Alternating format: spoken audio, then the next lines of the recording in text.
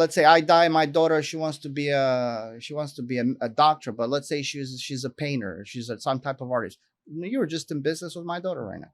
What are you gonna do? A lot of people don't even have an on death clause. They don't have something that if he dies, they get the possibility of forcing the sale of the shares. So you're being forced to be partner with somebody that has no clue about the business. If I go and I go on Sunbiz, I bet that 50% of those companies in there don't even have an operating agreement.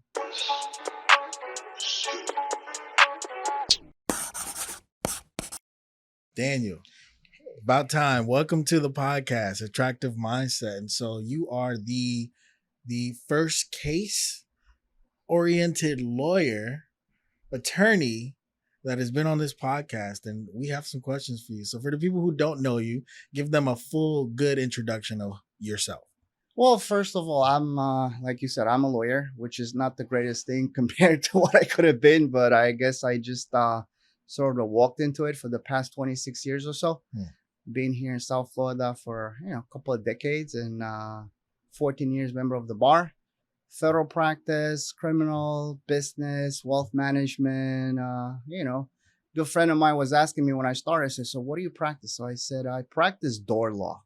And he was like, what do you mean door law? He was like trying to figure out what's up with it. And I said, whatever comes through the door. So I was at that point in time, and when I was like, I didn't know what to do, I still had bills and stuff to do. So I was pretty much putting my hands in with everything. And it's sort of a benefit to that, because you got to force yourself to understand, every single thing. And, it flexes your mind a little bit, because, you have one guy coming with a federal criminal case, and you get one wealth management guy, and then you got a nightclub in Miami in South Beach, which I had.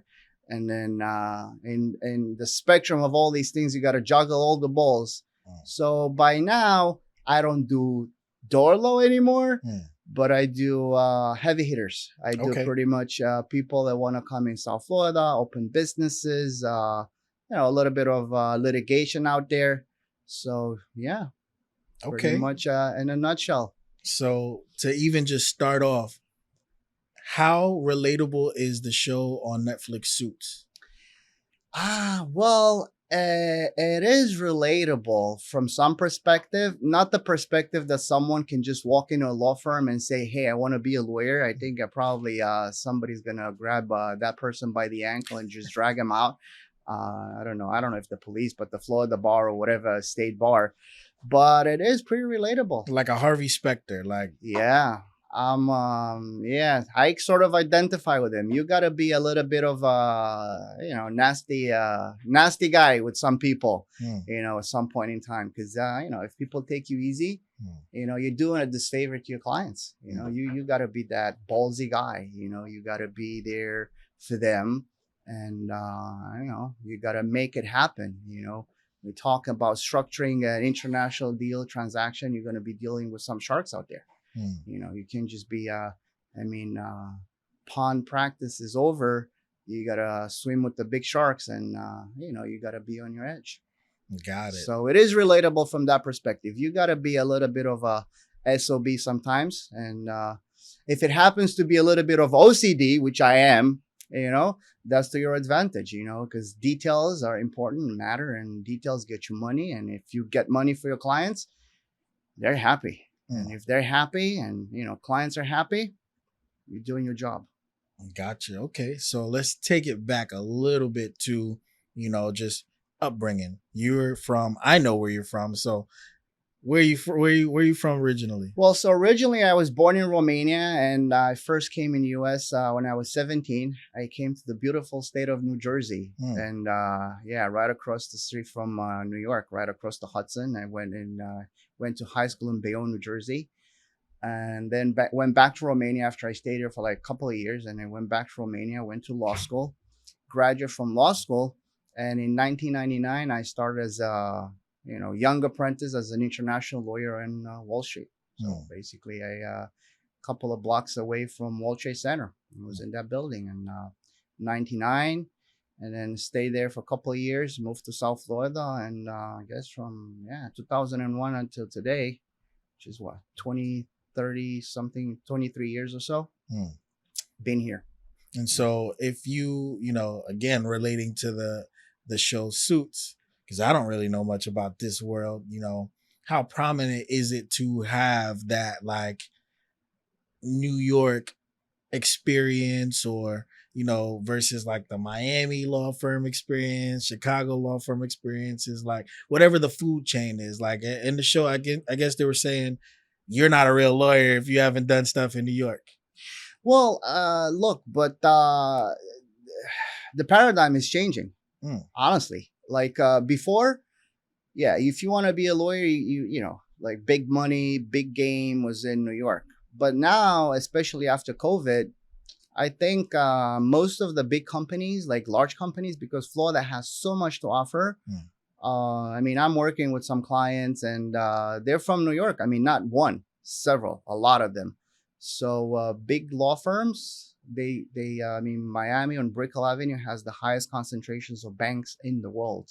mm. I don't know if you know that. So Brickell Row has most of the banks, and that was probably because of our a little bit of our cocaine history, and then all the South and Latin America money was coming in those days, right after the 80s and the 90s was coming in Miami, and now everyone is coming to Miami, like literally everyone, all the big law firms, the tech companies, everyone is Miami. So you know, nowadays, if you want to be in the legal industry, Miami, it's no longer like a you know, it's out there. New York, LA, Miami, you know, it's taking over. Mm. Honestly, no, it's like not just because I'm from there or I'm from here rather. It's Gotcha. just because it is what it is. And you always wanted to be a lawyer? Yeah, sort of. Well, I mean, not always, not always. I remember when I was a kid, I wanted to be a garbage man. Okay, Yeah, I can see that. yeah. I look like one, right? No, no. Yeah, I gotta be on top of my game. No. It's just like whenever the garbage people pass by, I was like, hey man, you know, I want to be like, you know, that was cool. But no, honestly, when I was about 16 or 17 years old, my friends they kept asking me like, oh, so what do you want to be? What do you want to be? And honestly, at that time, I had no clue. I literally didn't know what I was gonna do. But both my parents were lawyers, and then when they'll come home, they'll talk about, especially my mom was a litigator. And so for the people who don't know what litigation is, what does that mean? well, the litigators are the guys that when you need to sue someone, Okay. basically you go to a litigator, because there's a bunch of other lawyers that I mean, in my book, and I don't want to insult all the other lawyers, but I'm just going to insult a few. For me, I grew up that if you call yourself a lawyer, you're pretty much out there, you know, in court arguing, you know, you're taking cases, you know, when things go bad, you're out there. Now, there's a species, and I think I'm becoming more and more of that species of lawyer, that you being in the trenches, you being out there in court, and then you know what's going out there. So when you get a client and you draft something for them, you have that experience at the back of your mind, because you know that if you don't do a good job drafting something, you know, if when, you know, excuse my French, when the shit is going to hit the fan, you're going to be in court. And if you did a good job, you know, you've been there, you know how to draft it. So where you protected to not to be in court. If you remember even the Suits, you know, Harvey Specter, not that many necessarily, you know, go into court cases, but like protecting the client.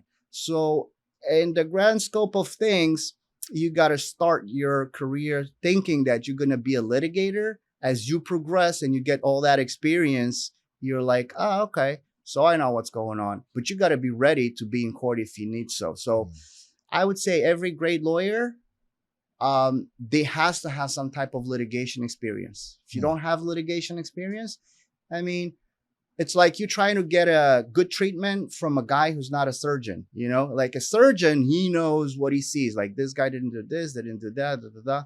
And then he's probably the best type of doctor that you can get advice, because he sees when you don't take care of your health, you end up in the OR.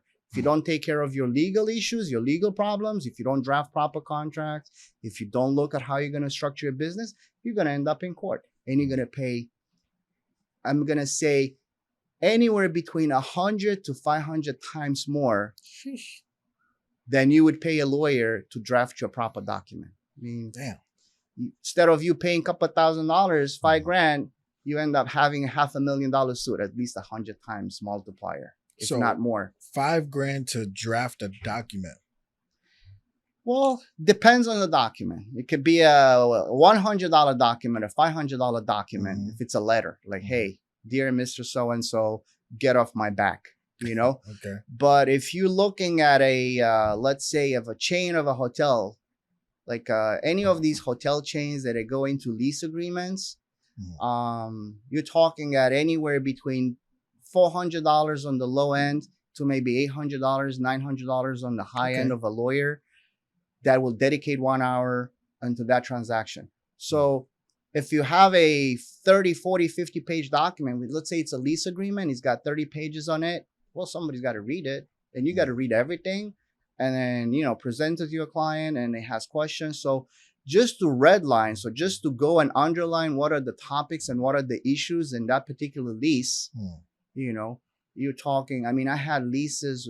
I had one nightclub in South Beach, and the rent was $88,000 a month, and that was maybe about 15 years ago. Damn. I don't want to say how much the leases are in South Beach right now.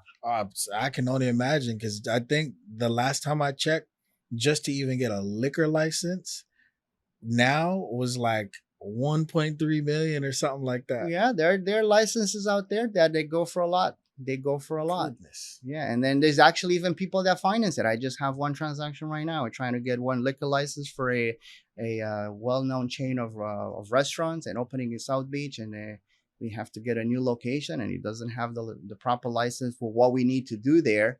So we got to go grab a license, and it looks like we're gonna spend some money and finance it or whatever. But when you're looking at a lease that has a potential of $1.5 million a year, and you have a 10, 20-year lease, you're looking at a 10 to $20 million transaction on a piece of contract. Yeah. A question is, are you gonna be comfortable to just sign it without having somebody look at it, and you risk of being kicked out of a $20 million deal just on the lease aspect of it? True. So when you guys make that price that you make, where does that number come from? Well, the number is it's pretty much time. Like in this industry, there's 3 ways of charging a client. Basically, you have just the things that are predictable. Those are flat fees. So if somebody comes in my office and he says, "Hey, Daniel, look, can you file something that is just standard?" I'm gonna give you a standard. I don't do them anymore, but like even for high net worth people, like an eviction, you got this guy is gonna kick somebody out. They haven't paid the rental, and I'm not talking about a $1,000, $2,000 lease. I'm talking maybe $6,000, $7,000, $10,000 lease. I can't charge the guy $485 an hour, so I'm not gonna do that. So I just say, hey, look, this is like $1,000, $2,000 type of transaction. So that's a flat fee, because pretty much you're not gonna get a lot of objection. It's a flat fee. It's a just pretty much something that is predictable on the amount of time that I'm gonna dedicate to it. At the other spectrum, you have a contingency case. Well, somebody comes to you and it says, hey, I was just run over by a bus, and it happened to be a private carrier, and they got, I don't know, $5 million of coverage of insurance. And, I was in the hospital for like the past 1 year, been going in and out and had surgery and all that, and you got to sue them. Well, in that particular case, you take it on contingency. So you're going to get a percentage of what you're going to recover for them. So if you recover, let's say $2-3 million, you want to be in a 30%. Yeah, most of the lawyers in the PI industry, they take 30%, because you don't know. They don't want to spend the money.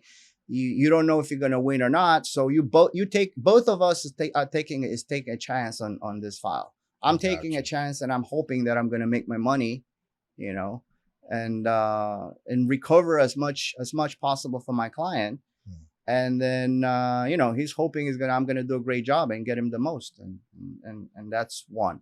And in the middle of it, between a flat fee and a contingency, you have just like the rental agreement. You just have hourly. Hmm. And there are different sorts of lawyers out there. They charge anywhere from, I don't know, maybe a couple $100 to $300 an hour if it's something simple, you know, to as you are more knowledgeable in your industry, and as you go to a higher level of court, like for example, if you owe, let's say, someone $5,000 and you need to file a recovery in a small claims court, and you know, some type of lawyer comes in, that's not something, it's not a case that it's too complex, and the forum, which means the type of court that is going to hear your case, it's not a very higher up level where you have to be really on your game. So you can't really go and say, hey, I'm going to charge you, I don't know, $700 an hour. But if you go in federal court for a big case and it's complex and it requires you a lot of research and, you know, complexity in your experience, so lawyer charge based on their knowledge, the difficulties of the area, and their experience. So these are some of the things that you know, you have to keep in mind when you're hiring a lawyer, because lawyers are not all the same. Same thing with the doctor. You go a general practitioner versus a neurosurgeon. Obviously, they make different incomes. So the lawyer money is definitely real. I mean, I saw you pull up with the Bugatti. So, well, yeah, you know, what can we do? Yeah, right. You know, that was a rental. Fair. You had enough to rent it. Hey, yeah, well, that's a win from a friend. Just trying to be there. You know, we appeal to everyone. You know, it's not like you know. So, like a topic that I've always wanted to ask a lawyer is, how the hell are taxes legal? Well, how the hell the taxes are legal? Yeah, there's no law on taxes. Well, that's a complex question. It is. Well, but put it this way, I'm not going to say if they're legal or not. Obviously, we're all paying them and they're all legal, you know, and it's the power of the government. We, you know, we're members of a social contract, you know. So basically, if you want to live on your own in the jungle and, you know, not be part of any establishment, if you don't need to use the streets, if you don't need to use the roads, you have kids, they don't care about their education. They want them to go to schools, and if you get sick, you don't care about a hospital or anything about security. You don't need police. You know, you can be on your own in some, you know, deserted corner of the planet and live like how we used to live some thousands of years ago. But if you want to have advantage and take advantage of the society where you live in, you got to pay something for it. You know, you're paying a lot more than something. Well, some people pay more, and some people get good lawyers. You know, okay. See, but so this is why you're bringing it up. I guess you're just raising it up right there. Yeah. Well, this is one of and this is basically one of the things that I also do. So it's not called, say, not paying your taxes. It's called or like declaring falsely on your taxes is tax evasion. But for people that are capable and smart, intelligent, there's ways that you can benefit from the provisions of the IRS code. And it's not only the IRS code, because, hey, we're no longer part of just the US establishment. We're global, you know, we're members of the global community, you know. So tell me how somebody like Trump paying like $700. Well, it's possible. I mean, I don't know exactly. I haven't personally looked at Donald Trump's tax forms or anything like that. I don't even know how much he paid or he declared or whatever. But there's a lot of write-offs. There's ways and avenues that you know, you could buy a building, for example, and then you can purchase it for like let's say you purchase it for $1 million, you know, and then you rent it out. And then you rent it out for $100,000 a year. You know, that's your rent that you get from that building. And then you can amortize a building for 29 and a half years. So if you divide a building, you paid $1 million, and then each year you can amortize it over 29 years. And that means you can pay a portion of what you would have to pay taxes is going to go towards your amortization. And all the other expenses that are going to be write-offs, and you might end up not having to pay anything that particular year. And so when it comes to small businesses, and by the SBA definition, a small business is any entity under 500 people making at least less than gross $7.5 million a year, right? So how should small businesses approach taxes? Well, small businesses approach taxes in the way that everything or anything that is necessary, and I think this is the word that we have to be, anything that is necessary and relevant for the particular business, Mm. it's a tax write-off. I mean, if you need to buy anything that you buy, so basically you can, you know, invest in the future of your business. So a lot of business people, they buy things Mhm. that they're not necessarily going to need it right now. Mhm. And if you can offset that profit with things that you're going to use in the future and they're going to be necessary for you, you can have a complete wash. So So, if you, let's say, if you issue receipts worth $100,000 a year, right? mhm. And then you pay your suppliers and everything, let's say, I don't know, $80,000, and then you register a $20,000 profit. Well, that profit, you can continue and buy assets that you're going to be using in the future. And this way, when you draw the line, it's a wash. But Mm. there's many other ways of pretty much peeling the onion. There's hundreds of layers that you can use. There's hundreds of opportunities that a small business owner can use. And you know I'm a structurer, so I structure transactions. Mm. First of all, if you have different type of activities, like even a restaurant, okay, you goes and rents a location. If you have a place, you want to start up a business, you can be the owner of the building, and then you can open another company and lease it to you, and then you can open another company and you can have the management under that company. Mm. Now, if you want to have social media, you can technically open another company and have a social media company.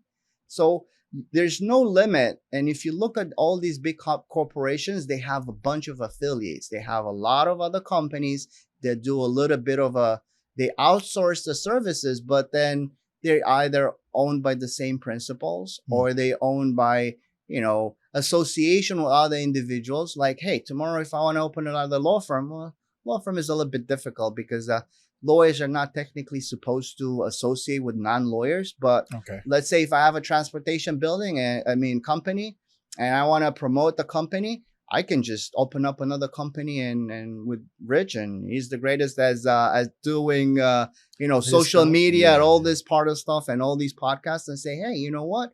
Let's open together this, and we're gonna do a little bit of work on transportation business, and all of a sudden, the part of the check that I would have otherwise cut to somebody else, another social media, I'm actually cutting it to myself. Mm. So, if I'm 50-50 with you in the social media, basically I'm getting 50% back on that check that I just wrote.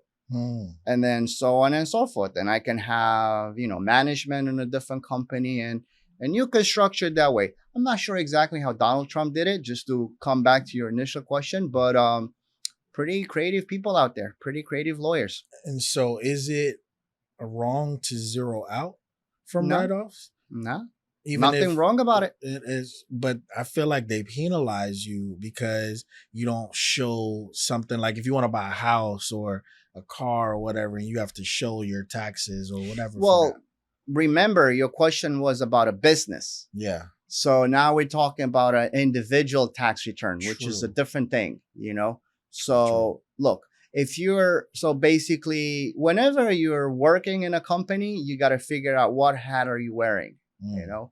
And to make it simple for the people, I usually say there's 4 hats someone can wear, or they're like in formal economics, because I also have an MBA in financing. There's 3 different production factors, and Mm. then there's a 4th one. So first, you have natural resources. So if you need like building blocks, you need cameras, you need microphones in the podcast, you need lights or anything like that, you go out and you buy them, right? So the price for that resources, it's the price, whatever it costs, it's cost, right? Mm.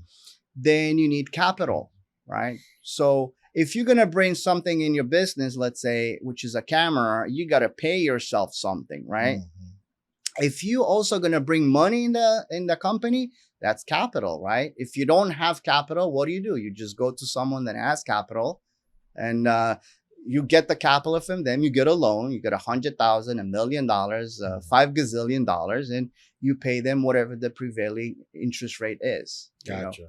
Now, You also pay labor.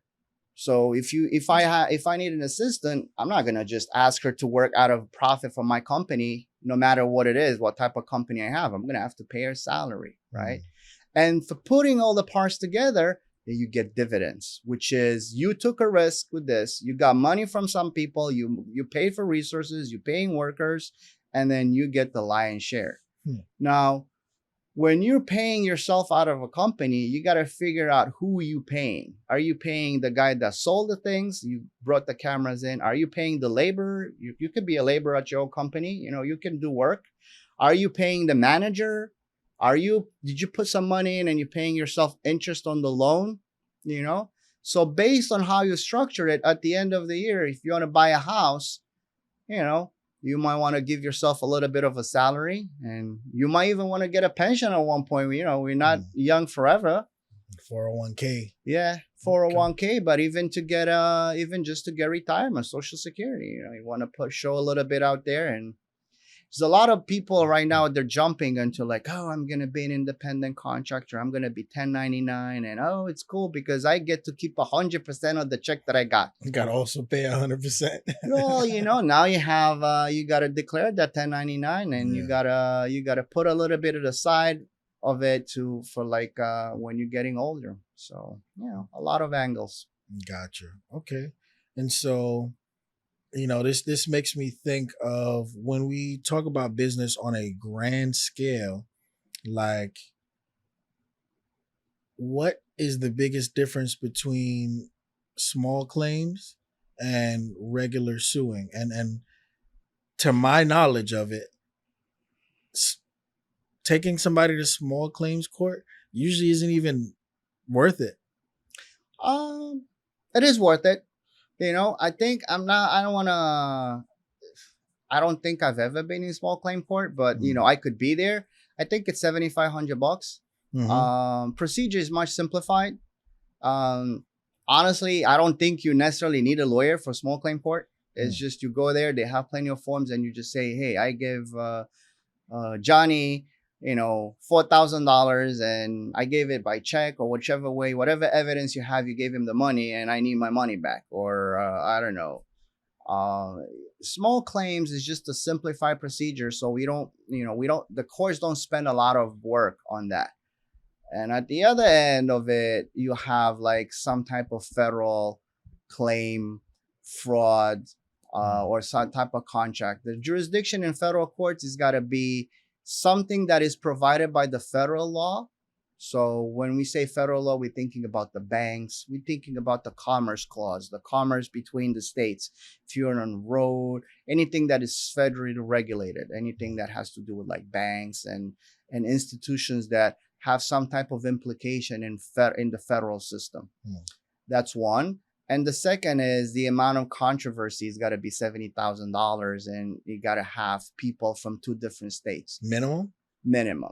So and it's a different type of level. It's a different type of, it's also prestige, when you're talking about regular judges, and I'm talking about state courts, as small claim courts, circuit courts, they're judges that are being elected. Pretty much we, as wherever we live in the city or in the county, we vote for our judges, and they're members of the bar. So they're attorneys just like me. Tomorrow, if I want to be a judge, I put my name on the ballot, and if people think I'll do a good job, which I don't know if I could, but at the judicial level, but people elect you, become a judge, and you have a mandate of a number of years based on the position, and when it's over, you either run for re-election or you go back to whatever you're doing before. Well, federal judges are a little bit different. They are they have to be vouched by a committee, and they're there for life, and they're very, very, very knowledgeable. I mean, they're like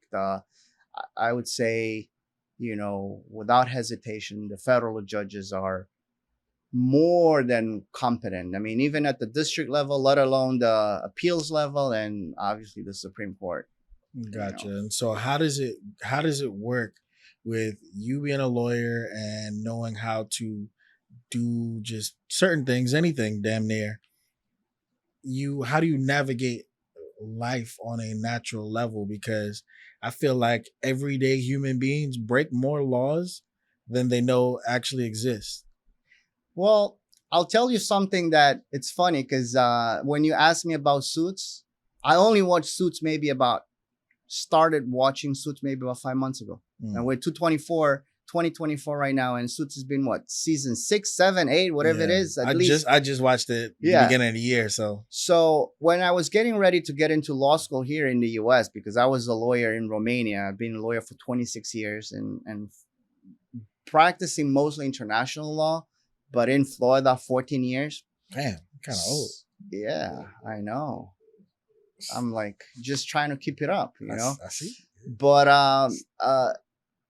I took this in order to go to law school. You got to take this test is called the LSAT or the LSAT.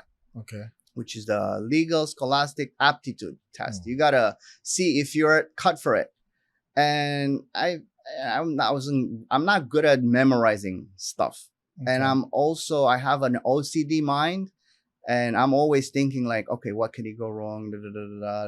So my monkey, it's always like roaming somewhere and it's talking. And, you know, sometimes I have to shut the monkey. Does it speak in Romania? What? Does it speak in Romanian? Well, he speaks in whatever situation is. After 20, almost 30 years here, he speaks in English. But, you know, I guess if I'm in Romania, he speaks in Romania. If I'm in a Spanish type of environment. You speak Spanish too? Yeah, I do. You speak Spanish? Yeah, I do. For real? Yeah, for real. Like fluent? No, pero si quieres podemos hablar en español. What? You actually sound Spanish too. That's crazy. Sí, tengo mi primo en Madrid. Tengo también residencia en Madrid. Por eso yo hablo español un poco. Wow. Daniel. Hey, Daniel. Sí, arriba. Yeah. Okay. But the thing is, no, it speaks in, I dream in English, put it this way. You know who you are based on the language that you speak. Because, see, the funny thing is, like, let's say you speak French and you have a guy that speaks French and you always talk to him in French. Yeah. But you're American and you go to sleep, you know, you go to bed and you sleep. How are you gonna dream about your friend? Is he gonna speak English or French? You know, a lot of people don't think about that. Can't you blend it? I don't know, but for me, I dream in English. Fair, yeah, fair enough. Okay. I consider myself to be, you know, I was born in Romania. I mean, the heritage is there. You know, live in Europe and travel, and you know, I have residency also in Spain. So, do you feel like you would have been a different version of you if you were born in the United States? Yes. Why? Definitely yes.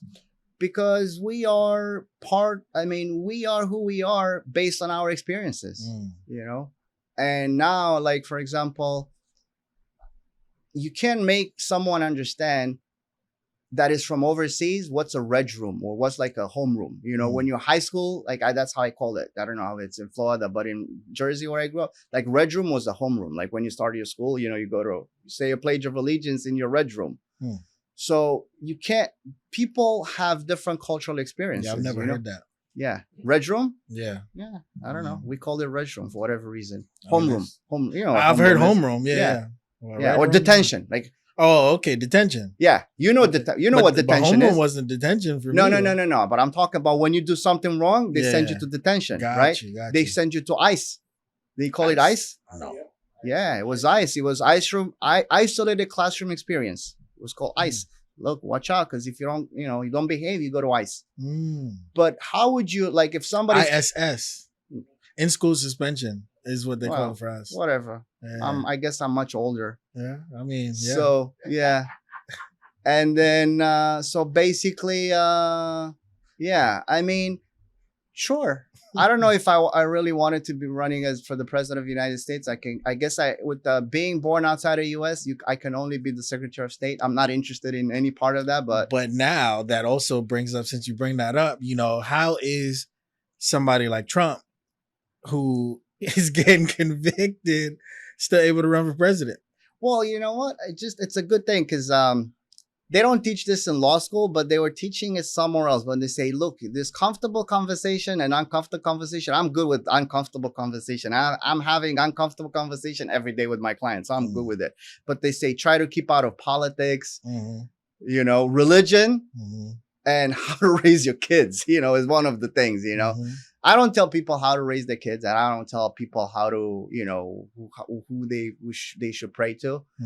And I don't get involved in, I mean, it's an interesting concept if you're talking about the law, But the moment and you bring in politics, I don't want to. And this is the thing, because I always believe that you should be the judge of your decision, and honestly, like nowadays, like there's certain things about the Republicans and there's certain things about the Democrats, Yeah. and and they might be right on one thing and they might be wrong on the other thing, and then the other party might have a better position that you might be more.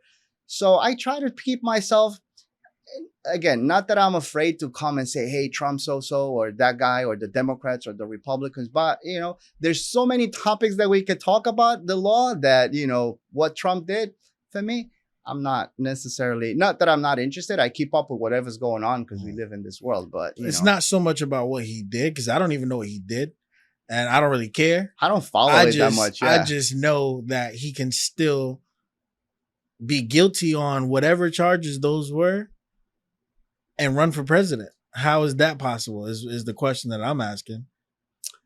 Because then that would mean the president, if he wins, the president of the United States would be a felon. No? Well, here's the deal. You know what? And I will be really on point, and I'm not trying to be evasive at all.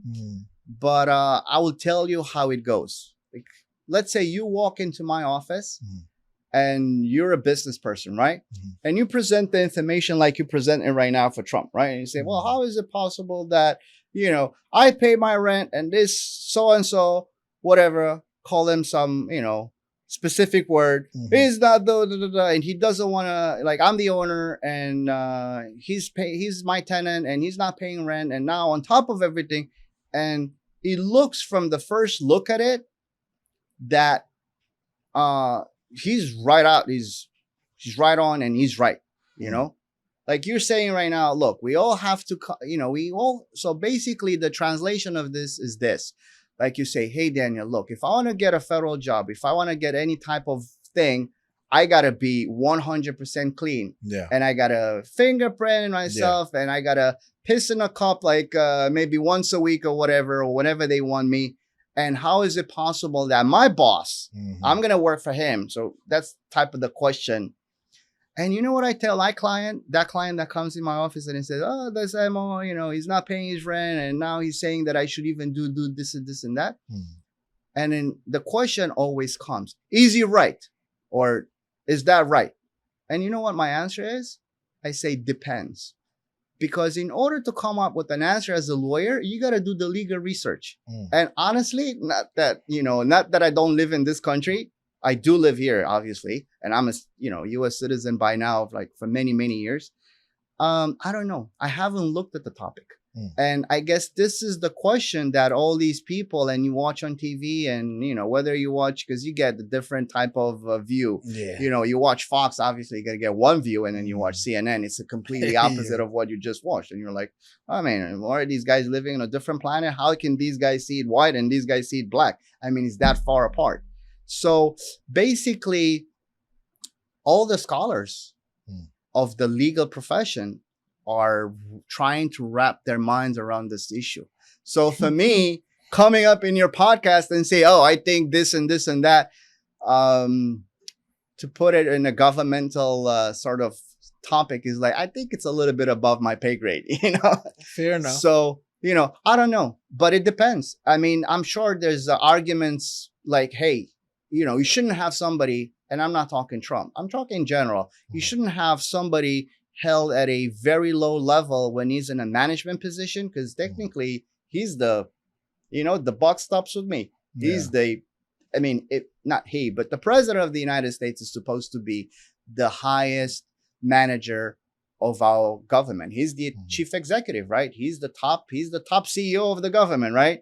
Yeah. So if you, a member of the government, should piss in a cup and, take your tens and, make sure you haven't done anything wrong, shouldn't your boss be held at the same standard? But see, this is where this is where the issue comes in. Because when you're talking about the will of the people, and when you talk about a democracy, which one is more important? Which one trumps the other? not Trump's as far as Trump, as Donald Trump, but like, we have certain values. Mm. And I keep coming with the same thing. And the example that I give is like, look, it's 5 of us in the room. And I say 2 plus 2 is 4, right? Mm. And all the other 4 comes in and say, man, Dan, you're stupid, bro. Is like 2 plus 2 is 5. What do you think the result will be in a democracy? And now, do we trump democracy when obviously 2 plus 2, it's never 5. It's always 4. You sure? Well, I don't know. Now that you're telling me, but this is this is a sociological concept. It's called the spiral of silence. And then somebody actually did this.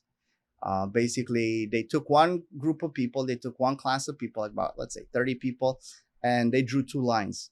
And one line A was longer and another line B was shorter. And that was the control room. And then they asked them and they said, just look, you have to write down which one do you think is longer. And everyone said, well, A is longer because it was longer. And then B is shorter because he was shorter. And then they folded up the thing and they opened them up. And, I said, look at the results. 100 of the people were right. I mean, they were visibly, like, not by a lot, but visibly longer. And then they did this mock experiment. And then they took 29 of the students and they say, look, we're going to poll the audience. We're going to ask each one of you which one is longer. And you're going to have to lie. You're going to have to say it's B, And then they left this poor guy, or girl or whatever. And then they said, they didn't tell him or her anything. They just left the person in the room and they start polling. And they polled 29 people before they asked this guy. And they said, well, which one do you think is longer? And then they all said B, which was shorter. I mean, he looked shorter. And then the result was that by the end of when everyone said, which one was longer, that it was B, that guy changed his answer. And the reason why he changed his answer is because it attacks one of the most important things, which is in the Maslow pyramid, which is like one is the peer pressure. You do whatever the group does because you don't want to feel isolated. That guy or that person, lady, male, female, felt like, okay, I'm a member of this group. And then if everyone, it's like that old saying, like, your friend's telling you had a little bit too much to drink, maybe you should go to bed. So if circling back to your thing, if in the spirit of democracy, a lot of people think that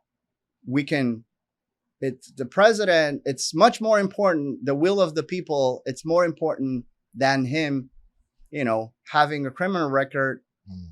2 plus 2, it's always 4. But in this particular scenario, 2 plus 2, democracy is important. What is it that we value more in this country? Do we value democracy and I'm not trying to make an argument for Trump. I'm just saying that this is how laws are being made every day. We as people think about scenarios, about, situations, and we find out. And I hope that in the grand spirit, of things, in the grand scope of things, that some type of balance, it's going to be fine. It's going to be, sort of set to where, in the end, what we try to preserve is democracy. And if democracy says that, he shouldn't be the president, then I think he shouldn't be the president. And if democracy said that he should be the president, I think he shouldn't, he should. So whatever. And so, democracy is important, I think. So that makes me think about, history. Do you feel that some of our things should maybe change? Because our founding fathers, Alexander Hamilton and Jefferson, all of these people, like, this is the structural stuff that we're basing a lot of things off of. And even, there's a lot of people that would be rolling in their grave because they didn't want central banks to be in control of America. No, but you know what the beauty of our document is, about our Constitution? The beauty of it is that it's so immovable. But then at the same rate, it could be changed. This is the beauty of our Constitution. Changed in which way? Well, we can always amend it. We had amendments to the Constitution, but it requires a lot. It does. So if it comes to a point that the fundamental, so the the fundamental concept of our Constitution, it's so that it's so immovable, and from that part, everything sort of flows down and trickles down to, very, very important, laws, the Commerce Clause, and a lot of other things that are coming down from the Constitution, from the spirit of the Constitution, from the freedom, from everything that it is. Mhm.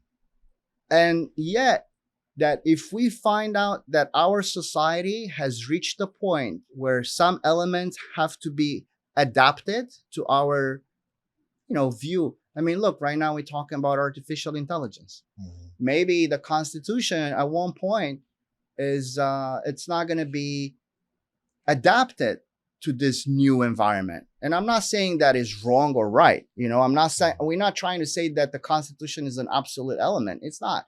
It's so fresh today as it was then, yet it's so that's, I guess, this is the beauty of our system, and this is the beauty of America. Nobody messes up with the Constitution, and if it is that we have to mess with it, it will have to reach at the level that it's so important, and it has to protect the value that is so important, that is accepted by so many, that we will have to amend it, adapt it. That makes me think of like control with no control, though. Well, the role of the law is like, I don't know if you played any sports. I play sports. The role of the rules of that game is to make it an equal playing field. For who, though? For everyone.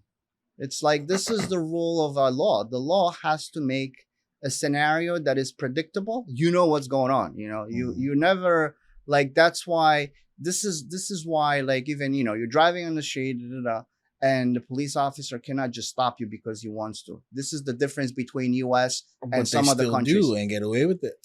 Well, they still do, and they get away sometimes with it. But as you can see, one of the things that we have right now, we have body cams. Okay. And we have people with phones. So let's take this now. So since we're gonna go that route, Oh yeah, let's take some criminal things are coming up. I guess some civil rights violations are coming up. Absolutely, and so that's there. You bring in more. We're more into things down here as opposed to the constitutional level of things. And so, how does somebody like Zimmerman walk away from Trayvon Martin case? Well, how does he walk away? I don't think he walked away, right? He got away. Oh, Yeah. he got away? Zimmerman. Yeah, you're right. Yeah. Well, defects. To who? On what? No, defects on procedure. Defects on different things. Look, you asked me before the podcast, and I remember because you asked me and said, Daniel, so I'm going to ask you a few, because I asked you, say, hey, what are you going to ask me? I was trying to, I never go unprepared. Like, this is like not rehearsed at all. This is not, I even forgot that I had the podcast today, and he's coming like, Daniel, are you coming? I'm like, oh, so a lot of people ask me, and I think this is what you asked me. Well, what advice do you give people if they want to get away from a drug offense or something like that? I think you asked me, or some type of offense. Okay. And I say, well, don't talk to the police, don't talk to the police, and don't talk to the police. And people, a lot of times they talk, and then they get into different type of topics, and they talk about different things, and they engage. Now, when I say defects, and I'm talking, for example, about Miranda law. I mean, Miranda rights. And this is a case, is Miranda versus Arizona many, many years ago. And in this particular case, they arrested a person and they didn't read their rights. And then I think it was a bag of cocaine in the trunk. I don't, if I recall it right. And the bag of cocaine was obviously cocaine, and you shouldn't have cocaine, let alone a bag in the trunk. You got to be more creative. You got to be a little bit more creative, if you ask me. I'm not at the teaching of how you should get away with the bag of cocaine, but I think if you put it in the back of your trunk and you're just like, but look, in that particular case, somebody got away with it. Because of what? Because technically of technicality, I don't remember. I honestly, I haven't watched Zim K. I didn't watch the exact.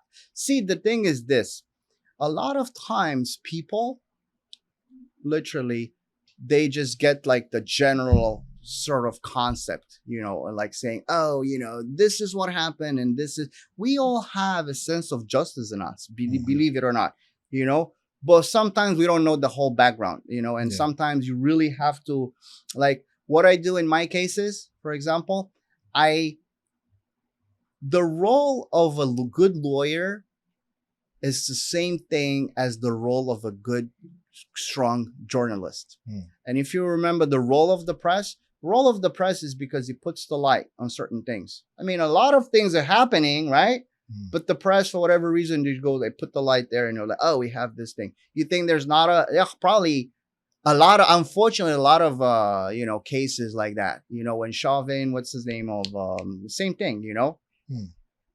So, um, we only see portions of things. We only know what we can prove.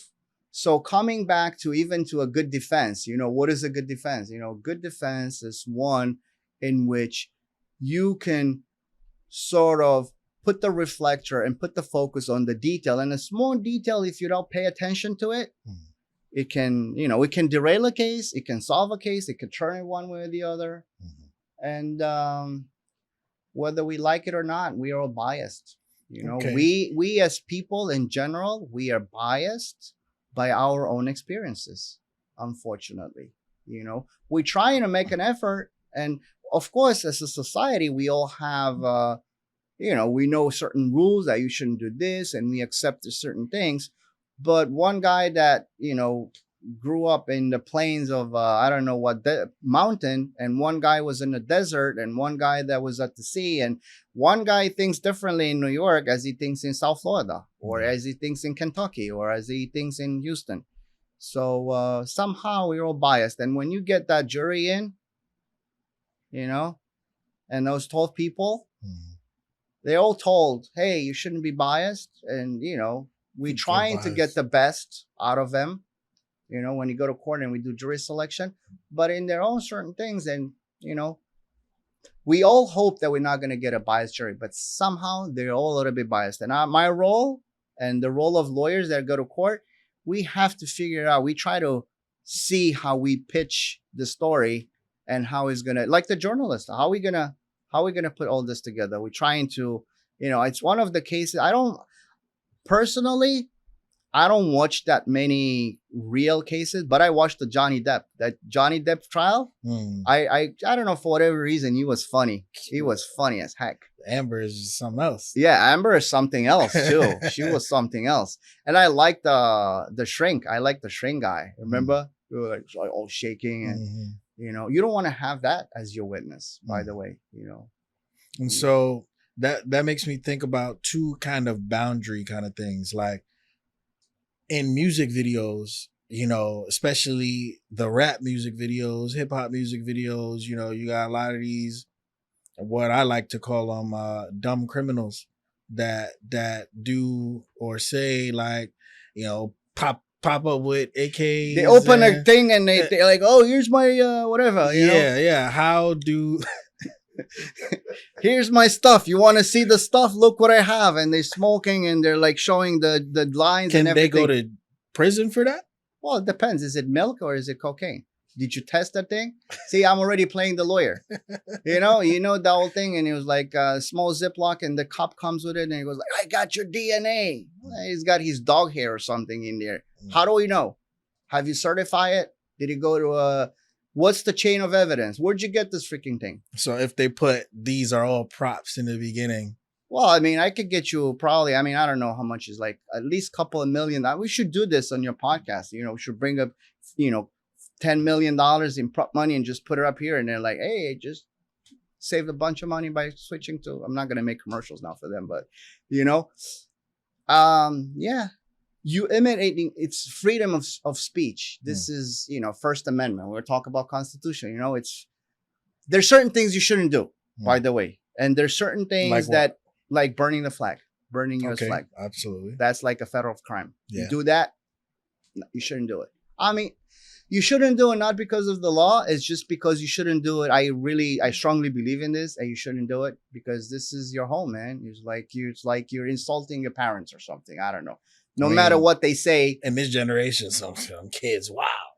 Yeah, but Them in white boys, protest, wow. I mean, I'm not gonna. Yeah, it's freedom, but that flag burning, U.S. flag burning, not a good thing. But like coming back to hip hop thing, and well, it's a.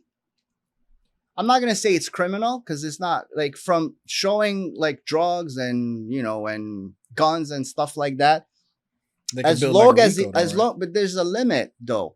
There's a limit. Like if you incite violence, and if you incite riots, if you incite people to do, I mean, I don't want to circle back. I don't want to circle back to Trump. But if you incite people to do bad things, you're at fault, my friend.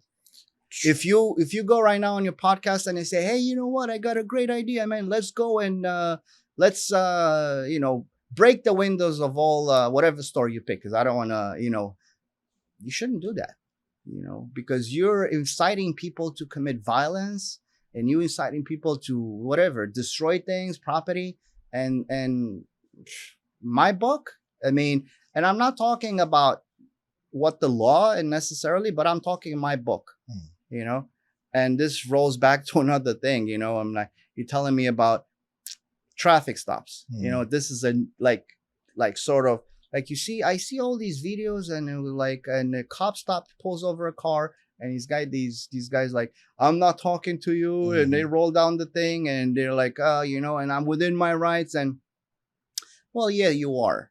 Yes, you are within your rights, but what you're doing, it's not gonna help you. It's like you're sort of pissing against the wind a little bit. I mean, it's gonna splash back onto you. So, like, you getting pulled over in a traffic stop, I'm not saying that, okay, like I said, there's 3 rules to a good defense. Don't talk to the police, don't talk to the police, don't talk to the police. You shouldn't talk to them, but you shouldn't be obnoxious. Yeah. And you shouldn't be like at the point where, like, I say, hey, because they stop, oh, did you know what you did last, like 2 traffic lights ago? And if you say, I'm sorry, you're already, you're like it, and that's it. And it's going to write your ticket. So how do you respond to that? Well, how do you respond about that? You got to feel, and then you say, which traffic stop are you talking about? You could, so the best answer is always a question, and then whenever they're like, oh, that traffic stop. Oh, that traffic stop. You talk about that traffic stop. Were you behind me? So you switch it. And then you putting the guy, and at one point you were like, well, I'm asking you. Well, I'm sorry. So I understand you don't want to answer questions. So I'm going to be doing the same thing. You don't want to answer my question. Why should I answer your questions? You know what I mean? But you're saying in a way, because if you start from the beginning, like, hey, how are you? How you doing? I don't answer questions. So you drive, answer a question. That's so you not just take good. the sugarcoat way to say, I'm not gonna roll down my window anyway. No, I'm gonna roll that. Like, cops stopped me. I mean, they stopped me. Now I don't know what. I guess I became better driver because they don't stop me anymore. But they stopped me a few times, and then when they stop me, I say, hey, how are you? I'm trying to be cooperative, and I'm trying to tell them that I'm no risk. Let's be real. I know. I know what you're gonna say. You know exactly what I know exactly what you're gonna say. I know what you're real. gonna say. I know coming from my mouth, it's probably gonna sound a little bit different. I have a different tone of voice as you have. You have a different tone of skin than we have. Well, I wasn't gonna say that, but I just say different tone of voice. Yeah. But the thing is, I think they're human beings, and they're not just all white cops. They're always black halves, and Hispanics, and Latino or Asians or whatever. I think these guys are on the edge. They're high up there on the level because there's a lot of crazy stuff going on. And I'm trying to put myself in their shoes, and I'm like, I'm possibly stopping someone that has a gun pointing at me right now. Yeah. And if I'm not taking that scenario in the right way, and I don't know how to put I mean, you were in the service, you served our country, and you're out there. I mean, I don't know what was the MOQ, but you were out there, and then tank crewman. All right. So exactly. Blew stuff up. So you blow stuff up, and something is coming up and you don't know what it is. You're like tracking that target and you're getting ready to shoot at the damn thing, right? But now how I will counter that is out there, that's expected. This is society, though. No, but our society, it's messed up. Hey, look, I don't know what you've been living for the past 20-something years. That's war. No, I'm not comparing that as war, but there's a lot of crazy shit going on in the streets today. But this is like war people too. with guns, and they're like, I don't know, like before I was like, I'm not going to say the aggressive type, but I was like, hey, if people cut me off, I'll tell them a few things. I wouldn't just be quiet and and enjoying my drive. And like, you cut me off, you tell me something, I'll roll down my window and I'll answer back. Because remember, I'm a wolf. I mean, we're like, people are wolves or sheep. I'm an attorney. I gotta be there. I gotta be out there. I gotta be a wolf. I can't afford to be a sheep. Somebody cuts me off. So nowadays, what do? I bite my tongue. I'm not gonna say anything because I'm like, who's this guy? He cut me off. Maybe he's got a 45 in his car. I tell him the wrong thing. He's going to shoot me. He's going to pop me right there. So I don't want to do that. So the cop pulling over your car. You're not going to shoot back? No. Well, no. No, I think I took a concealed weapons class at one point. At one point in time, I wanted to have a concealed weapons permit in Florida. You don't need one anymore. Now you don't need one, but I'm talking about 15 years ago, possibly even 20 years ago. Damn. And it was a place right here down in Hollywood. It was this police lieutenant that he was the instructor for the thing. And, he started by one of the things he started by that. He said, oh, so you guys here, welcome to the class. It was like $100 or $80 or something like that. So like you were taking a concealed class 20 years ago. Yeah. 20 years ago, I had a gun. But at that time, I don't know how it is right now, but at that time, if you had the concealed weapons permit, you could just go buy a gun. Now, and that if you didn't have that, you had to wait 3 business days before you could get it. I don't know why I needed it, but I think I wanted to have it. I don't know. I guess I was a Rambo type of kid when I was whatever. Rainbow kid? Yeah, I don't know. But just like guns, have guns. I like concealed weapons permit. That was for me. I thought that it's another badge of having So I went to this class, and this guy goes like, "Look, how ready are you right now to kill somebody?" You just put it straight up. And what I mean by that, what he meant when she said, what I mean by that is like 2 in the heart and 1 in the head. Now, if you feel like you could do that right away, right now, stay in for the class, submit your fingerprints to the department of whatever it was there, or agriculture, whatever. Get your concealed weapons permit and go out and have your gun with you. But if you're not ready, because when you have a gun and he pulls a gun, if somebody pulls a gun, you got to be ready to kill that person, not wound that person, kill that person. This is what the guy told me. So I feel that's very flawed on his behalf. He shouldn't have done that.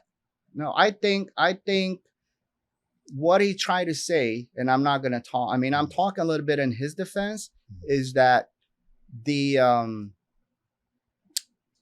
you've been in the service and you know what a force multiplier is. Yeah. When you bring a gun to a conflict, you're multiplying whatever. 100%. You're, exacerbating whatever's going on out there. So if somebody pulls a gun, I say, you know what? I don't have a gun. I don't have to kill the guy.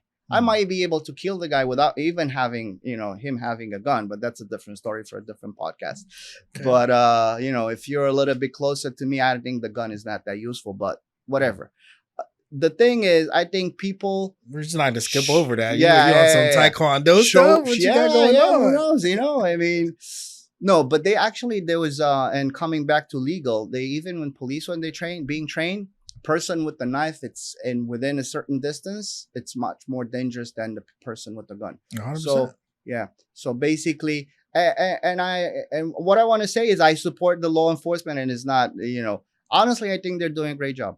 I mean, they're bad apples, like in any type of industry. They're bad lawyers, man. They're like crooks. They're lawyers that they shouldn't be members of this profession. And sometimes I can't really say that I come across, but I heard stories of people that were really crooked, being lawyers.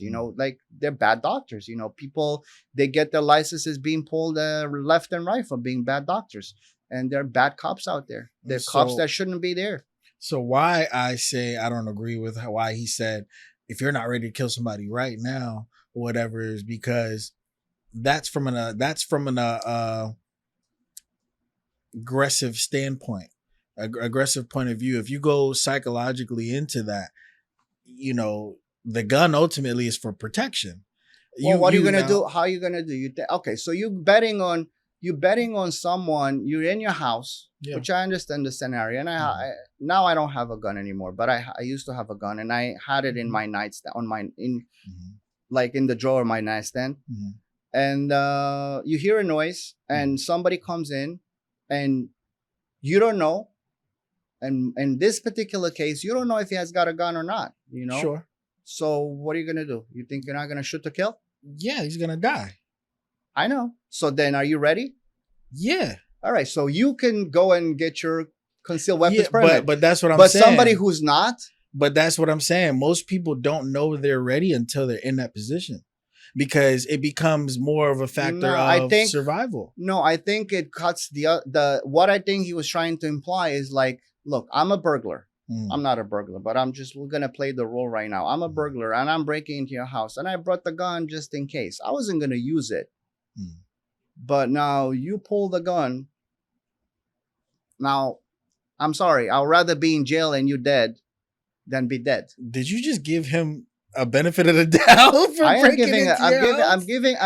See, you gave him perspective. Well, this is what I have to do for all my criminal clients. You can't lawyerize that though. Like, why not? Because that's not going under the normal mental procedures. No, it has nothing to do with the normal procedure. I'm just trying to put it in perspective. If you decide to live a life of crime, I'm not talking about the morality of being a life of crime, but there's people out there that for whatever reason, they committed criminal acts, right? 100%. So in that position, you think they shouldn't be reasonable?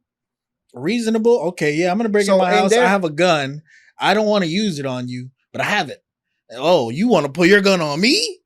I'm finna shoot you. That's gaslighting. I'm thinking rather differently. That's like gaslighting, I'm thinking right now what I'm thinking is like this. Let's say we go to a concert, right? Okay. And we're not talking about the guns. We're talking about, let's see, knives. Okay. All right. And you coming over and you say like, hey, yo, and I pull out a gun. And if you have a gun, what are you gonna do? You're gonna pull your gun, right? So this is what I mean by a force multiplier. Like when you have certain things and when you bring certain things in the conflict, you automatically have fueled the conflict a little bit more. For me, I don't mind. Because that person already fueled it. That person he started. I know he started it. Yeah. Yeah. But from my perspective, not everyone are good shooters. Okay. I mean, 90% of the people that I know, 90% of the people, I think they're like really, they shouldn't have a gun because they don't know how to properly use a gun. True. Maybe 10% really know how to use it. And then the people that really know how to use it, I don't think they need to use it. 100%. I'm not talking about law enforcement. I'm talking about the people that really know how to use a gun. 100%.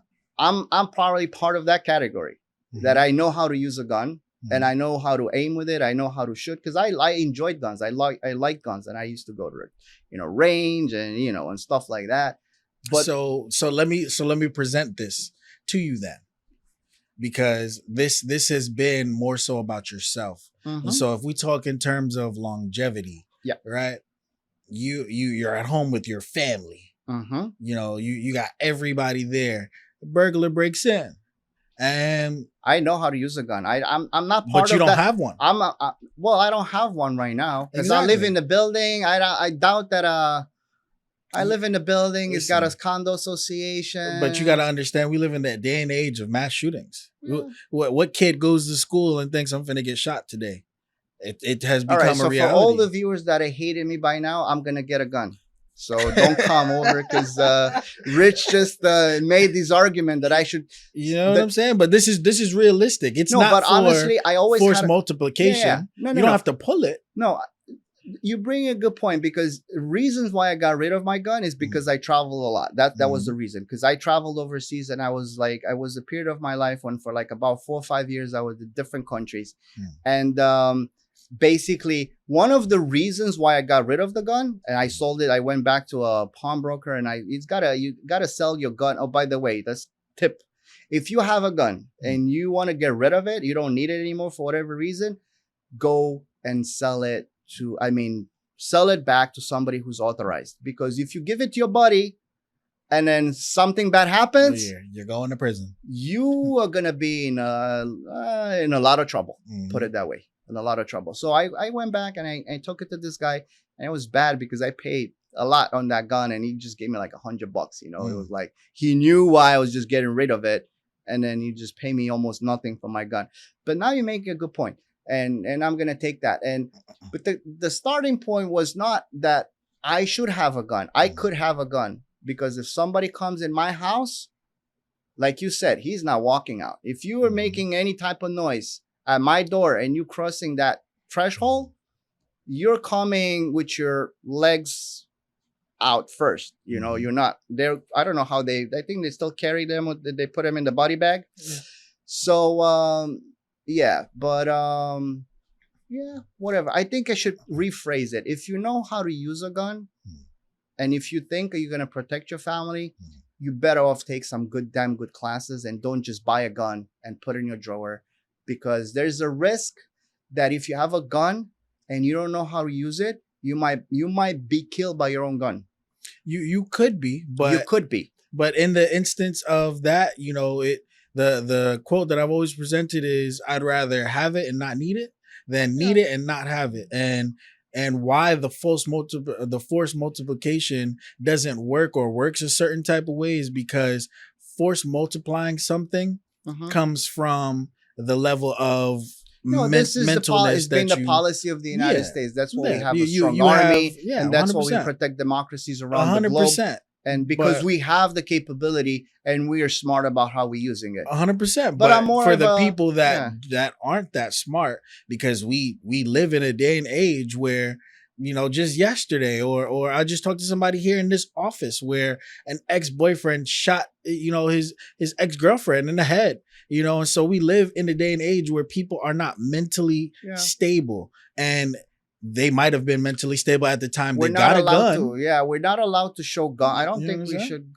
I don't know. I'm trying to figure out whether we are allowed to show guns, but you and I would go into the next gun show and we pick up a nice gun for me. How about that? Yeah, I'm with that. I'm with that. Pick a nice 9mm. It's a little bit tactical. But why I'm also pro for it is because, let's say, even with your scenario, just like you said, this person has an active history of robbing people, because we see the movies all the time, right?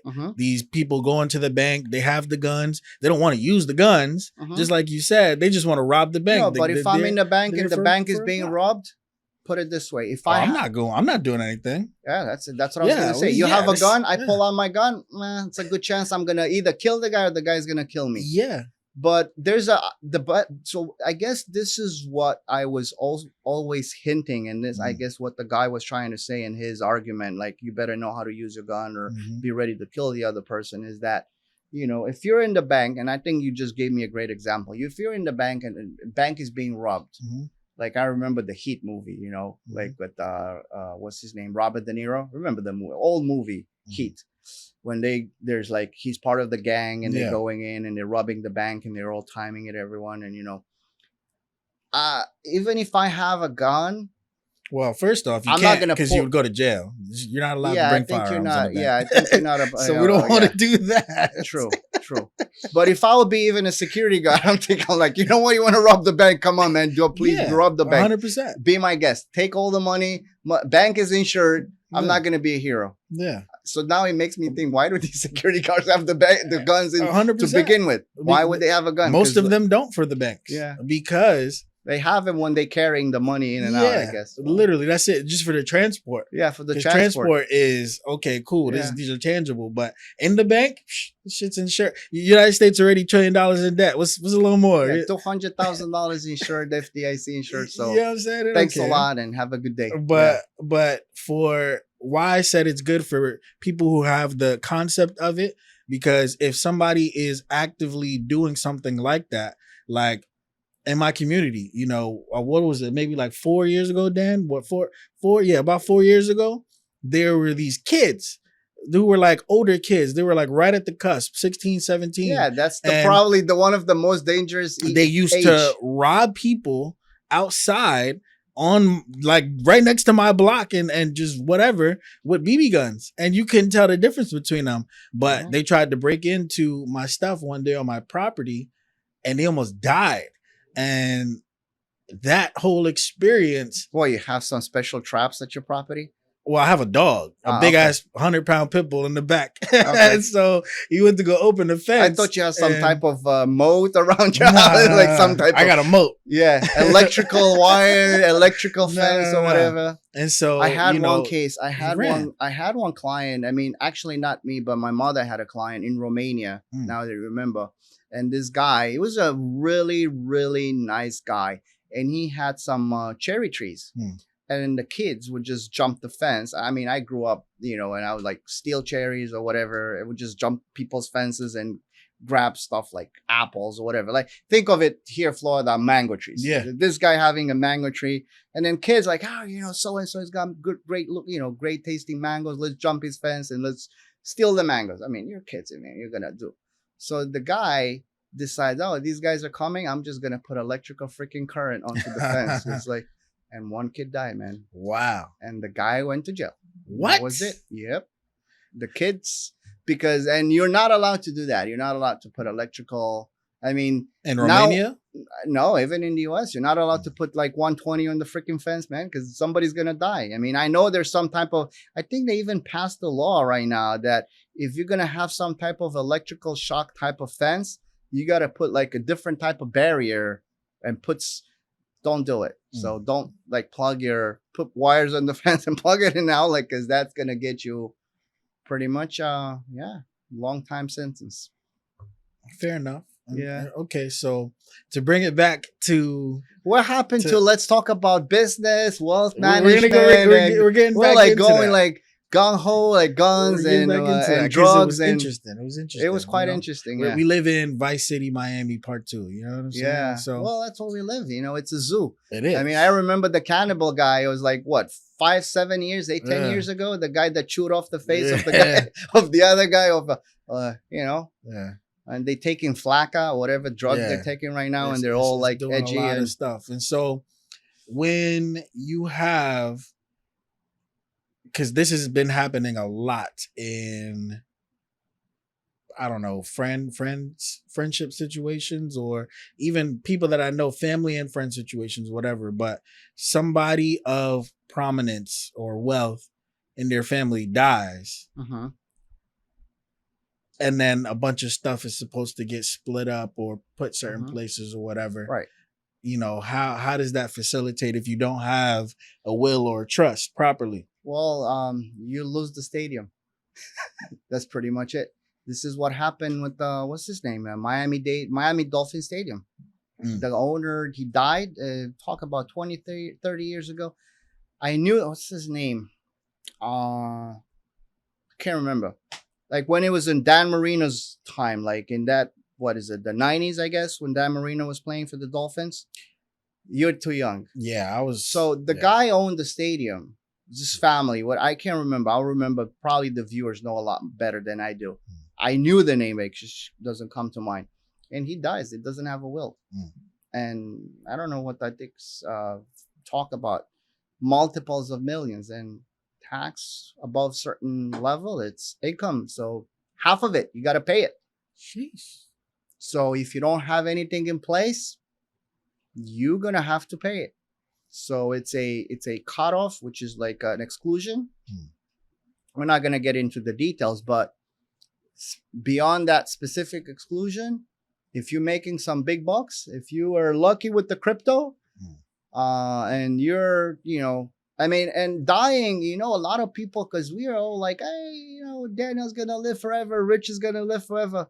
You don't necessarily have to die out of good health. I mean, of old age. You could die like one of these guys pulling a gun on you and killing you. Yeah. And people think that asset protection is for the rich, and asset protection is for like, oh, I'll worry about that when I'm 60 or 70, and they have nothing, and something happens, and then all of a sudden your wife has to fight in court, your children have to fight in court. I mean, don't even want to talk about you having multiple ex-wives. I mean, children with wives, and that complicates there's like it even a more. side of that I feel like people don't talk about as well with your debt, what you owe. Somebody has to pay that. Well, yeah, because you don't inherit. Like, if I were to, like, if somebody in my family died, I mean, I don't have my parents anymore. I mean, but if they had debt and assets, so liabilities and assets, well, my friend, you inherit everything. You inherit both. You don't get to pick. You can reject the thing. You can say, hey, you know what? I don't want to touch this. You can have it, But if you're going to take some assets, well, they come up with the liabilities. It's like friendship. When you have your friends, when I'm getting myself involved with people, I don't involve with people that are missing one hand, The people that are having only the taking hand, I don't even get involved with them. They have to have the giving hand. So in every relationship, there's a give and take. I help you out, you help me out. So I give you with this hand, I'm taking with this hand. So the same thing in law, you have rights and obligations, and you have, assets and liabilities. And sometimes, it's you can forget about the liabilities, because you have to make a list of creditors, and there's a procedure. And if you haven't managed what is supposed to be done, and if you don't have, the goal of wealthy people is that when they die, their family don't have to do nothing. So by the time that they know they have accumulated wealth, there is a plan in place.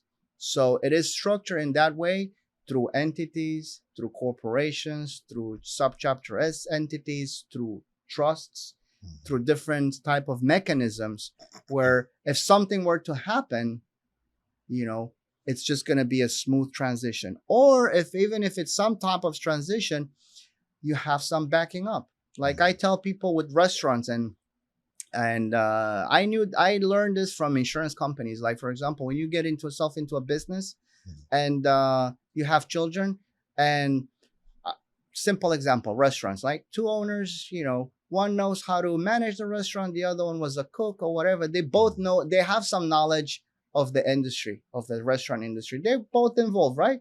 One of them dies. The one that died has a daughter. The daughter is a painter, like a artist, not painter like the wall painter, like a painter, artist type of painter. Yeah. Now, all of a sudden, let's say I die, my daughter, she wants to be a doctor, but let's say she's a painter, she's some type of artist. You're just in business with my daughter right now. What are you gonna do? You gotta pay. Let's say restaurant is worth small, 100,000. Now you gotta come up with 50,000 to pay her, right? Because she's gonna say, look, my dad died. You own half of this, but it's never 50,000. It's multiples of millions, 1 million, 2 million, 3 million. So people say, so what happens? I say, well, you got to come up with the money, because you don't want to be in business with and a lot of people don't even have an on death clause. They don't have something that if he dies, they get the possibility of forcing the sale of the shares. So you're being forced to be partner with somebody that has no clue about the business. And look, if I go on Sunbiz, I bet that 50% of those companies in there don't even have an operating agreement. They just talk. They say, hey, yo, you want to come in? Let's get into business together. You're great. We'll be doing da, da, da, da, da. They go, they file the paper. They might go to a lawyer or just do it themselves, pay the fees, blah, blah, blah. It's registered out there. They only pay $150 or whatever it is every year, annual. It's been there for 10, 15 years. And whenever it happens that there's some misunderstanding between them, I say, where's your operating agreement? Mhm. And they go like, the what? I said, where are the business documents that you have? And they say, oh, they're on Sunbiz. I'm like, yes. Well, this shows that you have a company and then you've been, but what type of understanding do you have in between or among you many or between the two of you? Mhm. How you split these? Mhm. Who's gonna get what when? Yeah. And they don't have nothing. Like Mm. most of the people, oh, they have something that they don't, it doesn't provide for a situation like this, like the death of someone.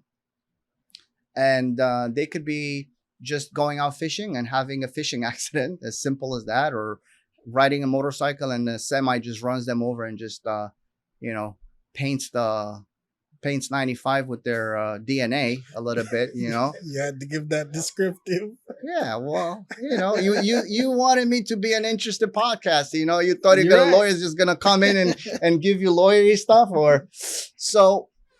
And then all of a sudden, hey, you just got yourself a new partner. She's 18 years of age and she likes to paint, and she's got a annual subscription to Michael. She gets beautiful colors from there.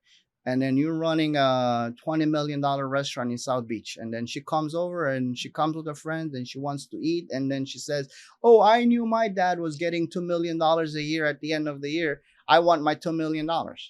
You have to give it to her? And you got to give it to her. You got to give her half of whatever she's entitled to. But and if your structure is not made in such way where you have a management agreement, or if you don't have a provision for what happens if one of the partner dies.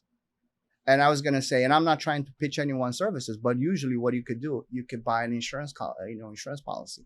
So I buy an insurance policy on you and you buy an insurance policy on me. If I die, coverage is the amount of what you think the equity of the half of the equity.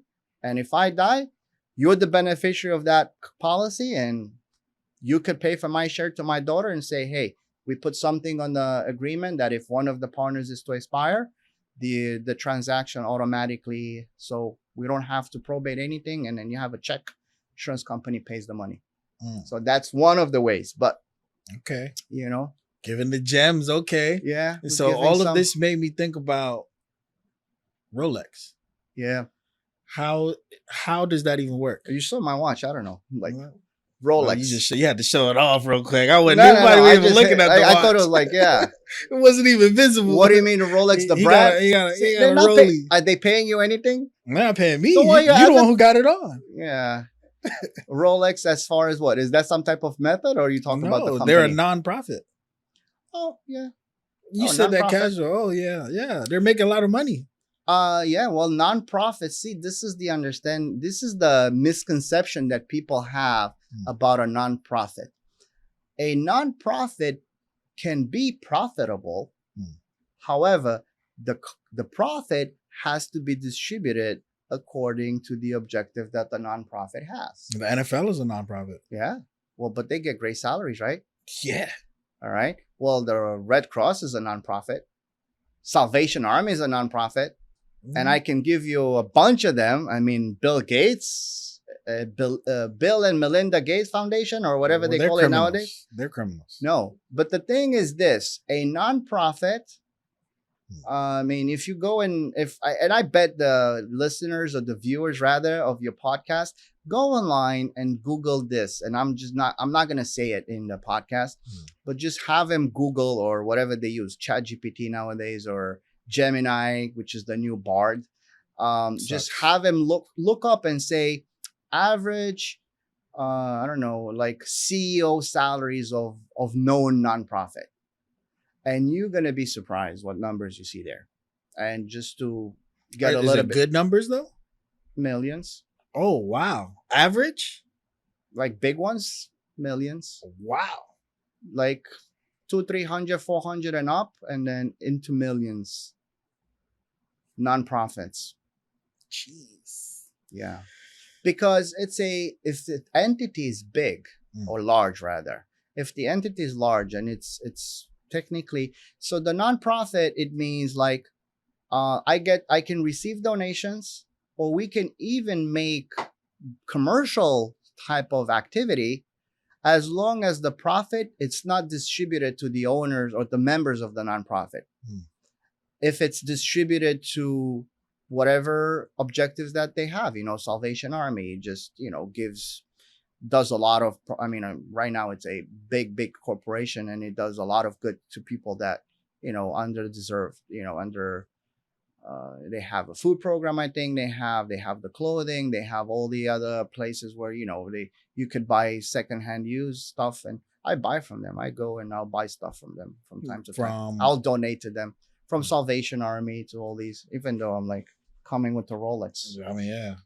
So, but you can find good stuff, and if they make a profit at the end of the year, they can use a specific, and they can use, and it's based on, from entity to entity, they can use 40, 50%. Different nonprofits have different percentages. But if you're ever thinking of opening a nonprofit, you could do it. I mean, as long as you keep your admin expenses, they rent offices, they rent warehouses, and they have sort of business activity, and they pay salaries, but the salaries have to be competitive.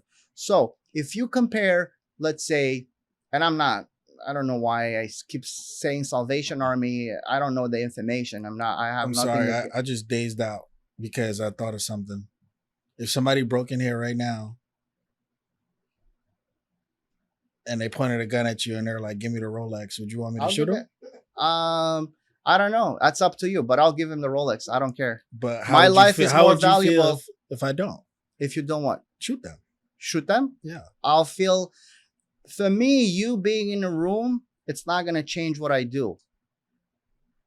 See, this is, I think, I'm always been dependent on my own powers. And for me, I think where I'm at this level, you want my Rolex? Take my Rolex. Because if I had a brains to buy myself the Rolex, I can buy another Rolex. I had this epiphany at one point, and it happened in the year of 2016. So you wouldn't charge me extra for anything?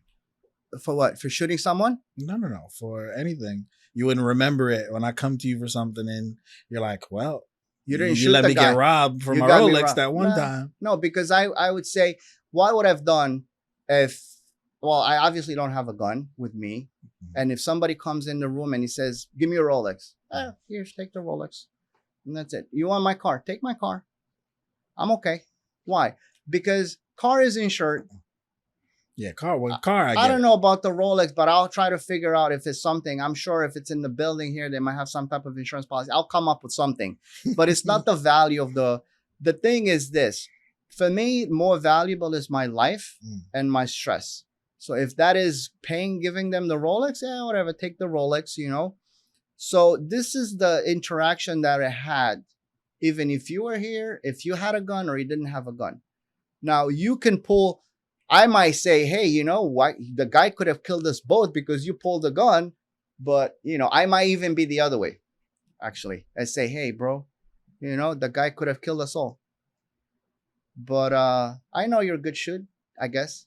Because if you're doing with tanks, you could do with smaller projectiles. Yeah, maybe. Yeah. But I only got company Top Shot, put on the Office Forever in there. It's nothing crazy. Yeah. What else we were talking? I don't remember. You just dragged me out of it. It was I don't know where my mind went from it, but I always have these little scenarios of like being in those type of situations, and I'm like, what would I do? Because there's some scenarios where I would do nothing. Yeah, and there's some scenarios where I would do everything.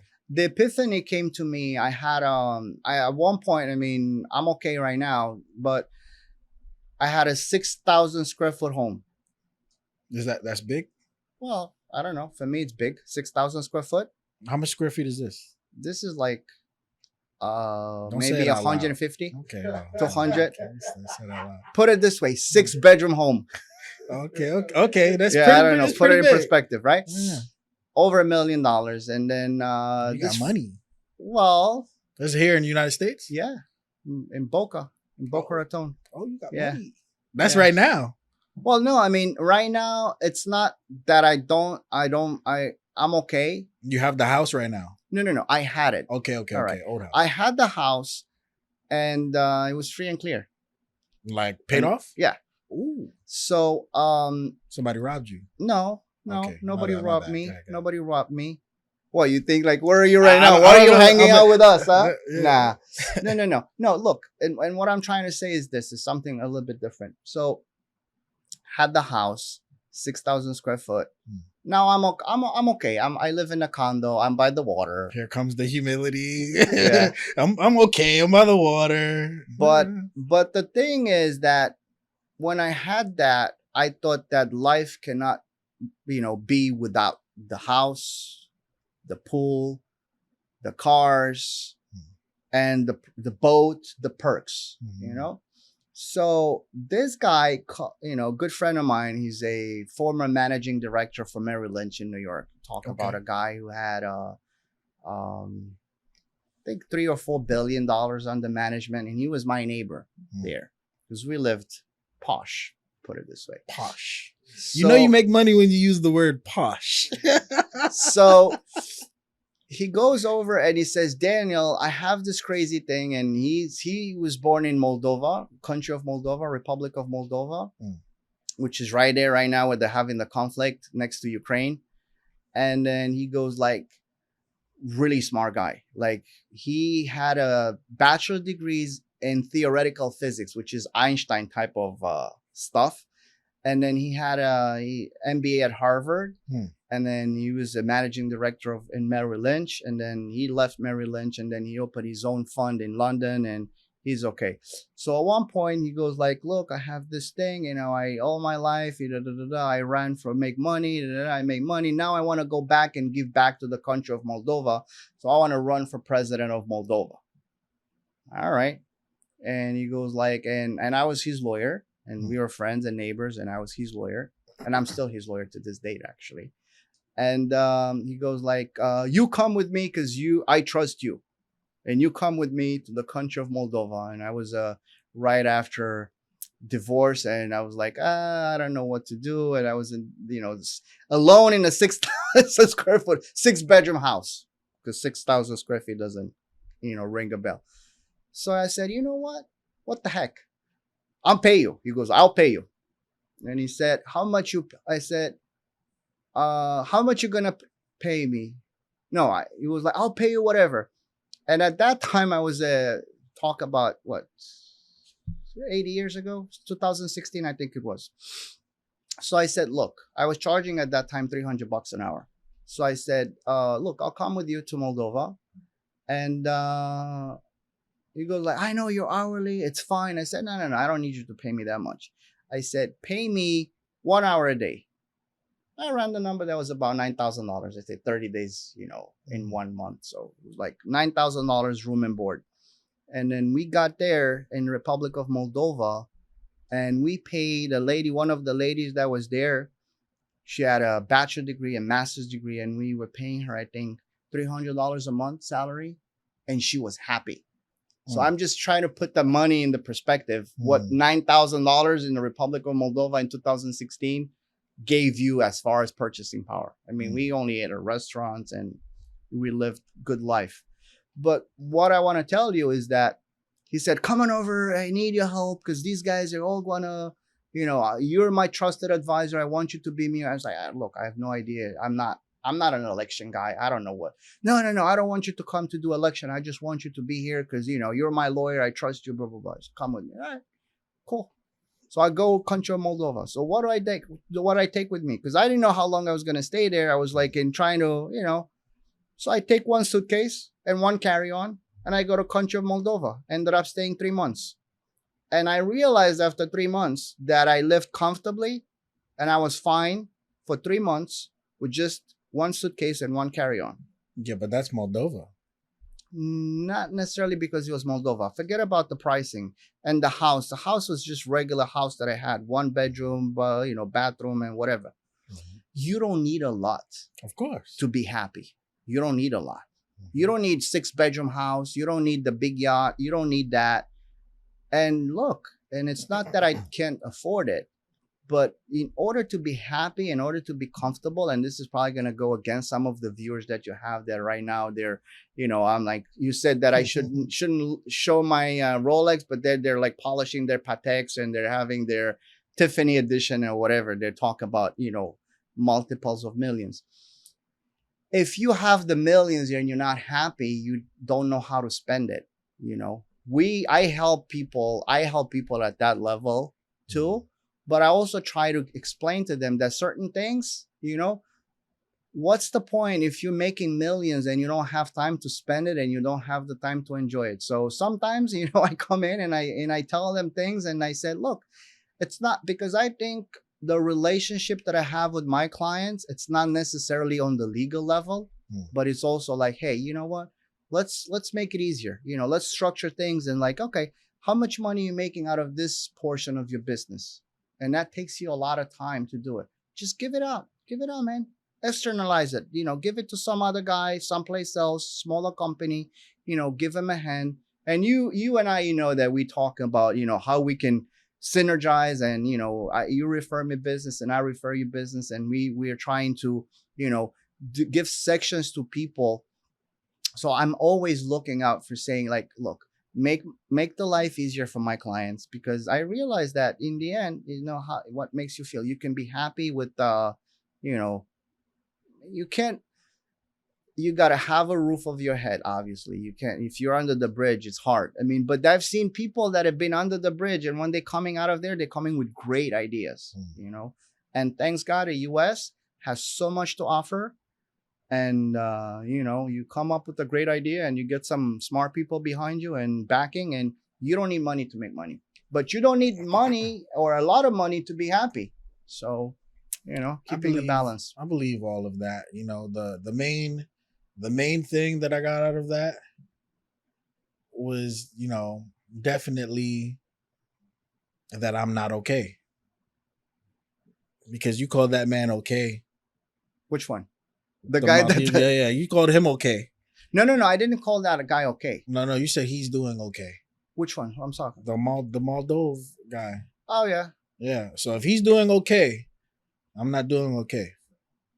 Well, yeah. I know what you mean. Yeah, I'm not doing okay. So that's one thing I got out of that. But well, the people, how should I? It's there for me. Okay, it's probably he's wealthy. So. Yeah. There's no way for you to sugarcoat it. He's wealthy. Yeah. It's okay, but I hang out. I mean, I hang up with all people from all sorts of from all walks of life, because I learned I'm humble.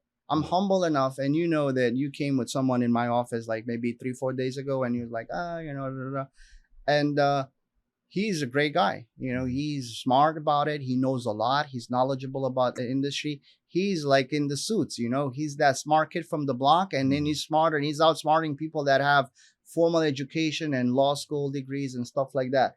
And I think one of the qualities of a good person, and I'm not going to say lawyer or whatever, is to be inquisitive and be in a position to listen, because there's a lot of people around you that you might be dismissing that know a lot more than you in specific industry or specific points.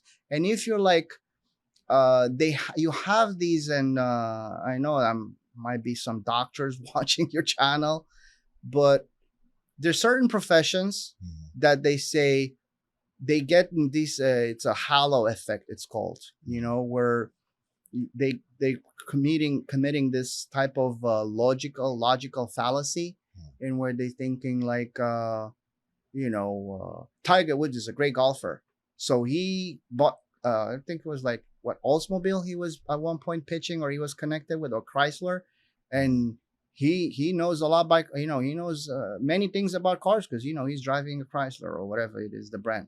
That's knowledge by association. He doesn't know jack shit about any cars, or he doesn't know anything about the stock market, or he doesn't know anything about the law or about the medical. He only knows how to play golf very well. He's probably one of the best golfers that we had, right?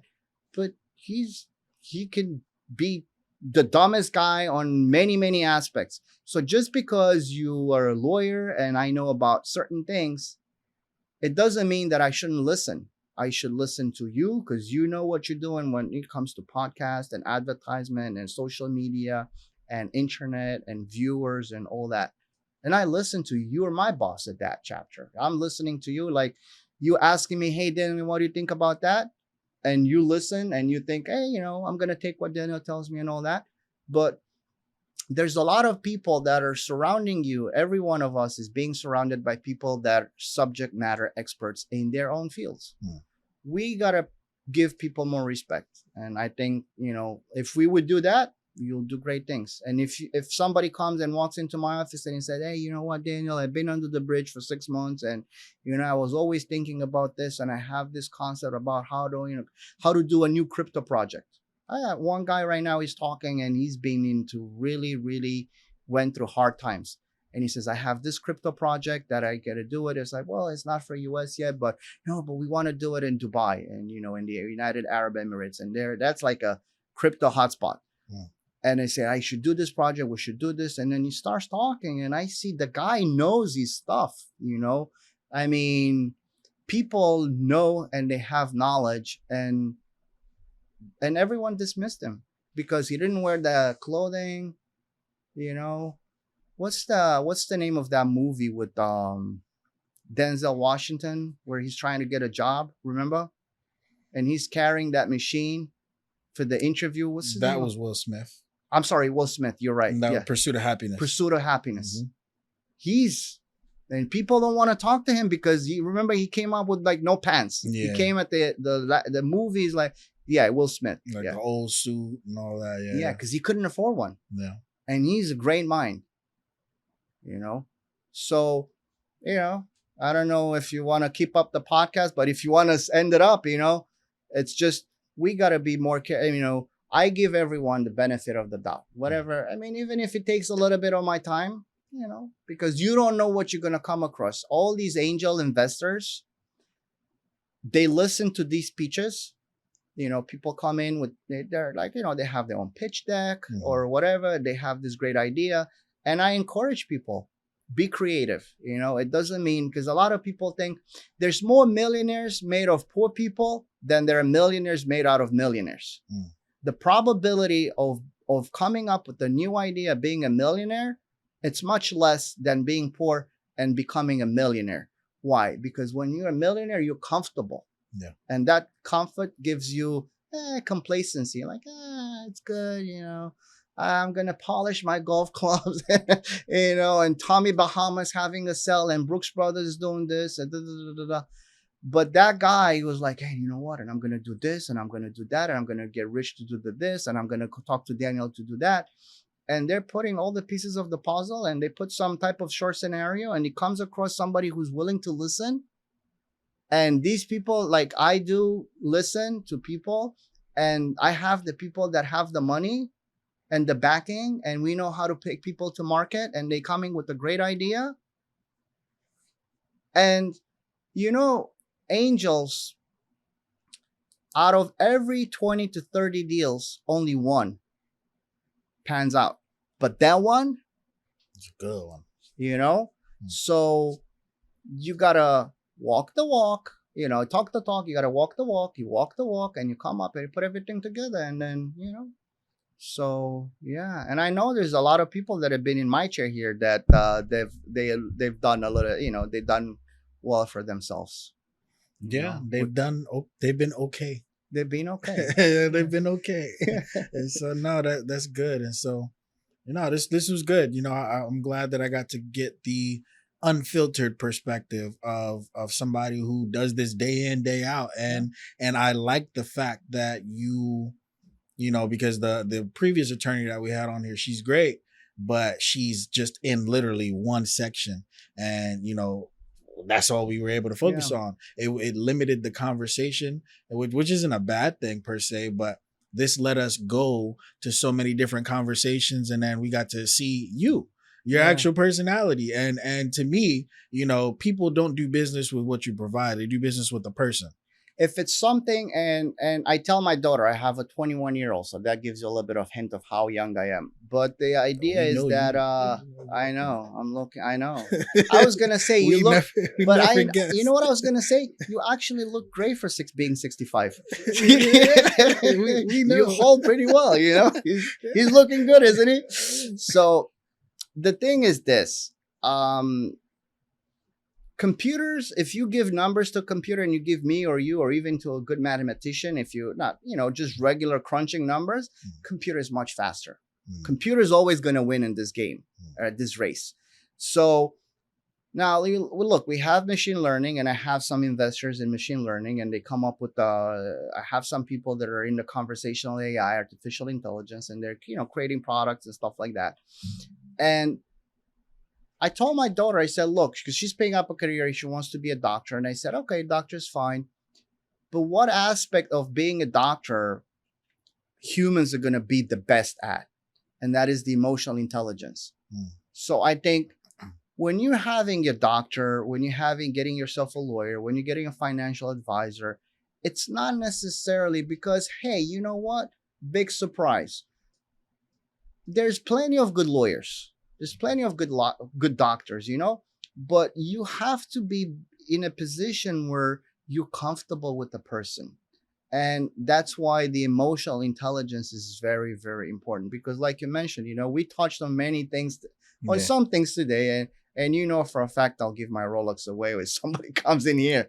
Don't come up with the gun because, you might be killed with your gun if you try to rob me. That's another. I didn't say I was going to let the guy go out. I just said I'll give him the Rolex. So don't, I'm not trying to be lawyery with you right now, but I'll crack his head open, But the thing is that,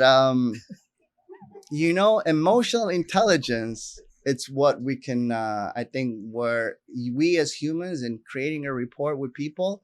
And I don't know. I like to think that people hire me because they like me, not because because see, this is the thing. And I'll give him the last tip of the day. You can't figure out if your lawyer was good until you win the case. Because, when you're technically hiring the guy, you don't know if it's good or bad. Pretty much. I mean, you get some referral, you tell them, oh, I heard about this guy, he's good or whatever. But you don't know how the situation is going to evolve. You don't know if he's going to dedicate time to you. You don't know. So there's a few things that makes a great lawyer, which is not necessarily, knowledge, assuming they all have equal knowledge, which one is the lawyer that you need to get, Well, first of all, you need to get the lawyer that is going to answer your call. Because if you call the lawyer, you're in a jam and you call the lawyer, and I'm not talking necessarily you being arrested. You're in a jam. You got to sign a contract. Something's going on, right? And you dial that number, and then you're like, the guy is ghosting you, or he's like, yeah. And I got a call today, and it was funny because I called today a licensed specialist. It's not a lawyer. It's like, knows how to get licenses. And I talked to the assistant, and I left 3 voicemails. I texted you like 2 months ago. Yeah, I know. But I honestly didn't see it. And you're across the hall from me. So I don't know why you're not crossing the hall and coming over in my office. Because you want to play the victim role with me? You got a bigger guns than that, my friend. You want to play victim? Look at this guy. He's like MOQ tanks, and he wants to play victim. You just armored up, and I even told you I'm going to give you a Rolex, and you're saying you have a gun in your bag. I didn't say that at all. Well, how are you going to shoot the guy if you didn't have a gun in your bag? Exactly. It's in my bag. So you're living in La La Land. It's on fantasy. It's on my hip. It's not in my bag. Oh, my God. I thought it's something else there, but whatever. It's your gun. You're going to shoot that guy with that thing? Oh, my God. So, anyhow. So, the thing is, see, you're trying to get me distracted. You got to try to derail me. But the thing is, coming back to the lawyer thing, is like that lawyer, what's the good doctor? What's the good doctor? The good doctor is you're sick as shit. And you pick up the phone and say, hey, I'm sick. Somebody picks up the phone, right? Because you're sick and you need help. Same thing with the doctor. Same thing with the financial advisor. Same thing with your accountant. Don't get people that don't answer your call. Answer. That's why you see, I'm in the thing. And phone rings, and I'm like, hey, Rich, sorry, got to get this. So I pick up the phone, answer your phone. That's number 1. Number 2, understand, look at him, I'm talking and he's watching his phone, he's not, Why, you calling me? Yeah, I am in your freaking podcast right now, and you told me to turn off my phone. He's not picking up the phone. Yeah, he's not picking up the phone. Yeah. Yeah. I have my phone. You see, He's not picking up the phone. you know what this is called? It's called entrapment. You made me lock my phone out and say not to ring in your podcast, and now he's not making me. I never said that. Yeah, but honestly, yeah, I think it's somebody you could get along with. I don't hire people that I don't get along with. I would have not been here in your podcast. Not that I hired you, but in general, I'm not having a relationship with people that are, like they're not reliable. You need a reliable person. You need someone who say, hey, you know what? I called this guy up. You got a problem. You got to be reachable. One, and two, they got to understand you. If you talk into a wall, the wall doesn't talk back to you, and you say, oh, you should do this and that. No, you're right. At the end of the day, work with people that want to work with you. Yeah. Don't work with people just because people say they're good, because they may be good for other people, but they may not be good for you. Yeah, and they got to be happy for your business. If they're like, I'm giving him whatever. If it's $1, $100, $1,000, $100,000, and then they giving you the feeling that they're getting your money, but they're not happy to work with you. I don't give them the money. I don't give them $1. Yeah. Listen, out of all the people that are here, like, you are the only one in your profession that has come. But there's one other guy, but he's just weird. But he hey, it is what it is. But you're the only one that come by, and from the moment you got here, just started a conversation, checked in, hey, what's up, this and that, and just presented yourself. And so before I knew whatever you did or whatever, I just liked you as a human being. I just saw, you see, this is about ghosting me. I just saw you never looked at my profile. I just saw you on LinkedIn. You just checked out my profile like a couple of days ago. Yeah. So did you follow me? Not really. Don't pick up the calls. LinkedIn, you never friended this. I was like, you like peeked at me. You didn't even invite me to be your friend. I'm like, he's peeking at me. All right, cool. I did. Yeah. You're not my follower on my Instagram either. I do follow you on Instagram. Dan, I just changed it because that's Dan Len MIA, and now it's Dan LAW. I mean, it doesn't delete me as a Dan follower. Law MIA. Yeah. I followed whatever one, and I'm there. Yeah. You didn't follow me back. Did I know you did. I didn't. Yeah, but I'm on your podcast. You see, you're on the podcast. You're on the podcast. I twisted your arm that hard. I didn't even need a gun. You see. You did. Yeah, but it's cool. I charge hourly, so yeah, cool. So from one professional to the other. You know why sharks don't eat lawyers? You don't know? No. Come on. They teach. Well, see, for us lawyers, they teach us all the lawyer schools before we could graduate. They put like, you got to know all the lawyers joke before you graduate. They won't give you the diploma. It's because of professional courtesy. That's why sharks don't eat lawyers. I don't get it. Because we are sharks, bro. So we don't eat each other. Okay. Yeah. I'm not a shark though. Yeah, I know. You don't have. Wow. Hold on. You said that really quick. You don't. No, I'm not a shark. Well, you are. Because you charge by the hour, right? Yeah, that's why I say from one guy to the other. You charge by the hour. I charge by the hour. Yeah. I'm not a shark. But though. you know how to get a lawyer down from a tree? Chop the tree? No, you cut the rope. Wow. We went dark. We went dark, man. And yeah. And on that note, there are a few of those. Yeah. There are a few of those. Yeah. On that note, well, that's why what's the difference between a raccoon dead on the street and a lawyer dead on the street? You know what's the difference? Well, before the raccoon, there's brake marks. People break for raccoons. They don't break for lawyers. Yeah, I gotta describe it. Like this episode, make sure that you tune in, tap in. Then, if anybody wants to work with you, if anybody wants to tap in with you, follow you, learn more information. I doubt that after this podcast. Where could they do that at? What can they do that at? Yeah, just, your website, LinkedIn. Website, it's Lengia, LENGAGA.com, Lengia.com.